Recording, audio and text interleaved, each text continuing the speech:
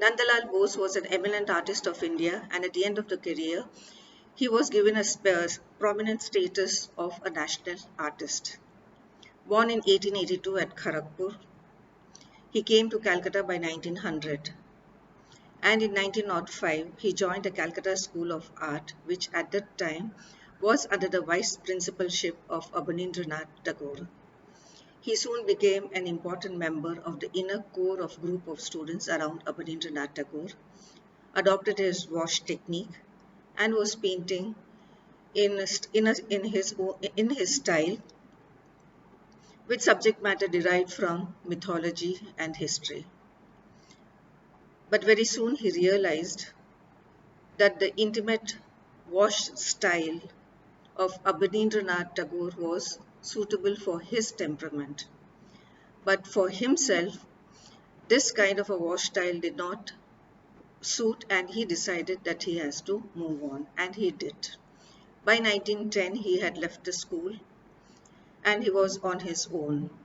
And there were many others who helped him in carving a path for himself. One was Ananda Kumar Swami, whom he had met, and he was very much influenced by his study of Indian tradition and the perceptions of it. In 1912, he met Count Okakura, an Orientalist philosopher, who advised him that he should always, in his art, carry his individuality, the representation of the environment as well as tradition.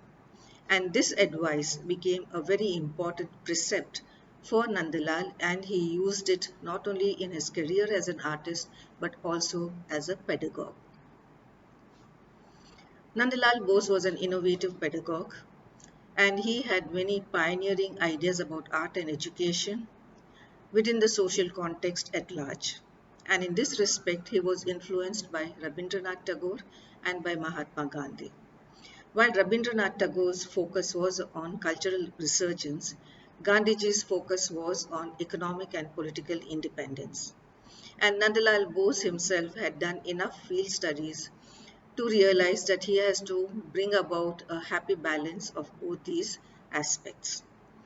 An important aspect of Nandalal Bose's art was that his modernity was premised precisely on engaging with his environment. In the sense, he moved away from the literary ideal of natural beauty that Abanindranath Tagore had impressed upon his students, and he began to look around him and create that natural surroundings in his paintings with realistic images, whether they were humans, animals, trees, or landscape. And this was a very important aspect that Rabindranath Tagore had impressed upon him. Because Tagore, being involved in the Swadeshi movement, he was now looking at a larger picture of giving a new direction to art by engaging with the environment, and he felt that this could only be done through education.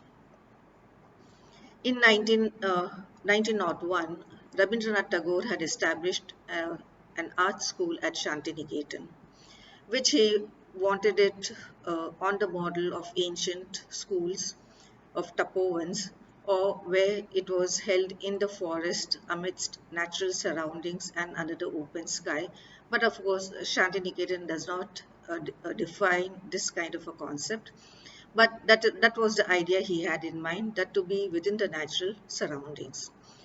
Nandalal Bose, nevertheless, by 1914, had already started helping out at the art school. And here he was impressed by many of the ideas of Tagore, especially his idea of bringing in the environment and doing away with history and literary themes.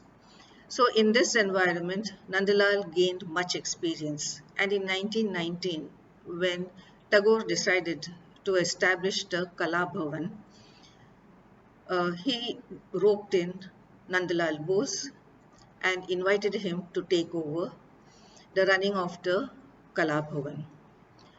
Tagore felt that among all of Abanindranath's students, Nandalal was most responsive to his ideas, and he was very resourceful. When he took over the Kala Bhavan, Nandalal did not find any difficulty in carrying out the ideas of Rabindranath Tagore, who had already created enough demands on the institution as well as on the faculty, which was quite novel at that time. And he was now in a position to carry forth the ideas. So when we see the development of Nandalal Bose's artistic style, it was very closely allied to the ideas and thinking of Rabindranath Tagore, particularly of the environment. So Nandalal's style stood at the crossroads of the old and the new. In the sense, he always maintained the link with the Indian art style that was pioneered by Abanindranath Tagore with his wash technique. And from this, he digressed to bring in a greater spontaneity and vigor, as well as boldness and color in his work.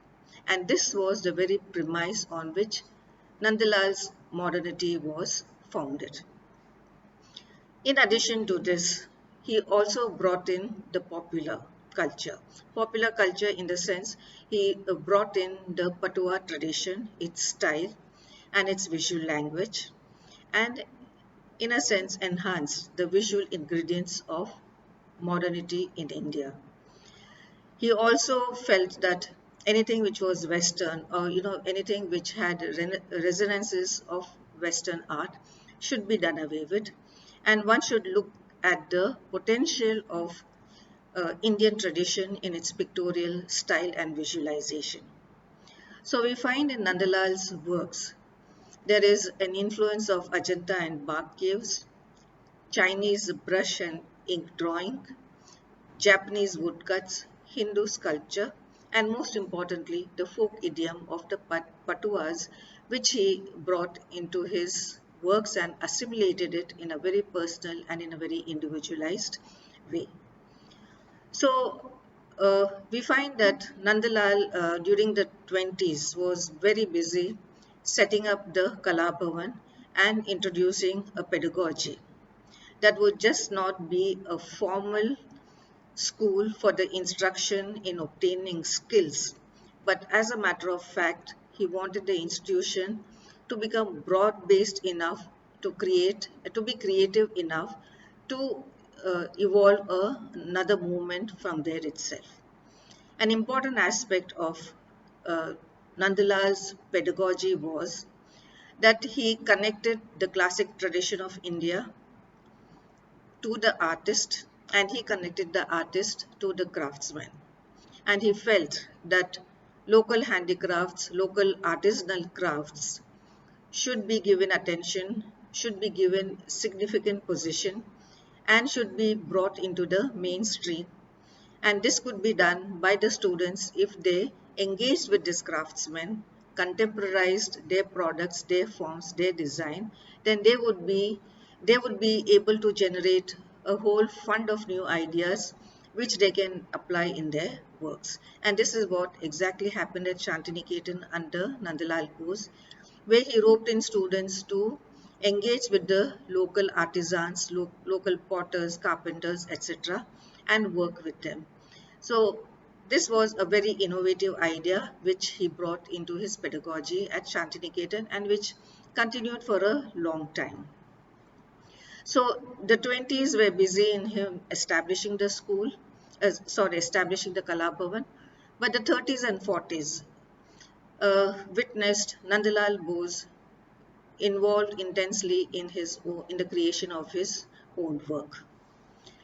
The engagement with natural environment was that Nandalal began to take a deep interest in nature around. He used to take walks and he used to have a set of postcards with him.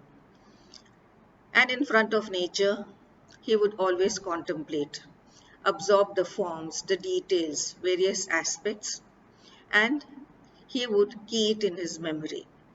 This was a mnemonic exercise, whereby he tried to reduce all the forms that he observed and internalized in nature, and then he had it stored away in his memory as visual codes, so that anytime he required, he could recall them and work from memory directly.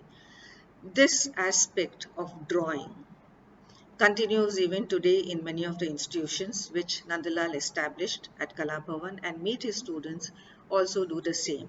So as a teacher, he felt that learning should be above teaching. And this is how the learning happened. So the students were required to go out into nature, look at nature, absorb the forms, and have them keyed in their memory for later use. So the aesthetics of his art was that there was more emphasis on the form rather than the sentiments, which one would see it in the works of Abanindranath Tagore, because he lent very heavily on the literary and the historical themes. So when we look at Nandalal's works, his brushstrokes are very bold, they're vigorous, spontaneous, and with a few lines here and there, he was able to create his forms. And most of his works are placed in an environment of Shantiniketan. And later on, he was to say that he began to see Shiva in the trees, his Krishna in the cowherds, his Sabari in the Santal woman, his Arjuna in the local archer. So in this way, he transformed and he translated what he saw around, and brought about a conflation of the traditional aspects with his contemporary sensibility. If Nandalal is known today, it is mainly known for his Haripura posters. He had worked closely with Gandhiji, and Gandhiji was very impressed by his works and his ideologies also. And this, in a way, was a contribution of Nandalal Bose to the Swadeshi movement. In 1937, Gandhiji invited Nandalal Bose to decorate the pandal for the Congress meet that was to be held at Haripura. Earlier, on two occasions, he had done a similar work at Lucknow and at Faizpur. Nandalal, in a sense, was reluctant to do it, but Gandhiji impressed upon him that he has to carry out this work. And it is here that all his past experiences turned into a masterstroke. What Nandalal Bose did here in the Hari posters, of which he created something like 80 posters, he took ordinary paper, mounted them on a thatched background, and had them placed all around the pandal, so that locals walking in and out or walking around it would see these posters. So what was the importance of the posters basically? It was the iconography, or it was the thematic element that he had used in this. Nandalal Bose completely used the local element, the local folks. He had the representation of musicians, the artisans, the archers, the mythical representation, domestic interiors, etc. And all of these were based on the surroundings of Haripura and all the activities which went on there. So there were tailors, carpenters, ear cleaners. Within the domestic scene, one could see the women playing with the children, giving them a bath or cooking. Or there would be a representation of an archer or a mythical goddess like Rati, or a representation from Mughal miniature also, where there would be a representation of a warrior. So in this respect, he assimilated many of his influences from the past, and he brought it here. But what was significant was the idea of using the folk language. And he made use of the folk language, and his brush strokes were minimal, and through minimum means he expressed a maximum. In a very synoptic manner, he gave the idea of the activities and rendered in very confident brushstrokes, use of prominent colors of blues, oranges, yellows, greens, etc. And in that respect, the representation of the local activities around, the representation of the local folks around. And this is what exactly was the ideology of Gandhiji, that India lives in its villages, and that the villages were the most important, significant centers. And this idea was recreated by Nandalal Bose in his Haripura posters. This was done in 1937. His other works were watercolor washes or sketches or drawings, and he was also equally restless and he explored many other mediums. He was the first to make use of linocuts, woodcuts, etching, dry point, and lithography. So he created a number of prints also, of which his most iconic and most representative of his works in linocut is Gandhiji's Dandi March.